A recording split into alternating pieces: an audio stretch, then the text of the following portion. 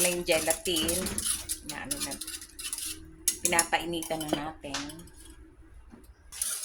Ito yung arnibal. Gawin natin yung itlog.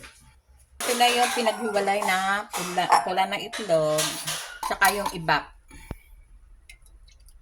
Haluin lang natin yung condensed, ibap, at tsaka yung egg yolk. Ito. Lagyan natin ng 2 tablespoon na asukal. Sasalain natin. Naluto na yung gelatin. Pinatay ko na yung apoy. Ilagay na natin yung sinala nating itlog at binapi kanina. Unti-unti lang.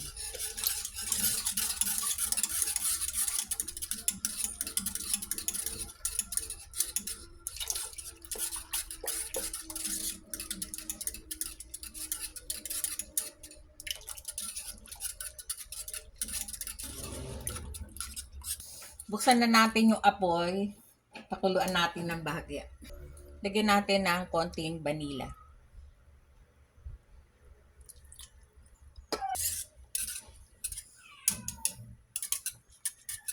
Pwede na yan.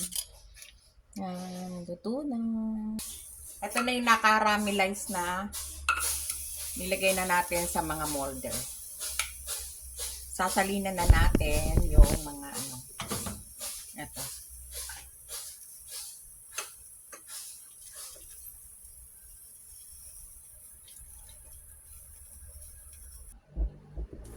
Yan, nalagay na natin sa mga molder. Yun.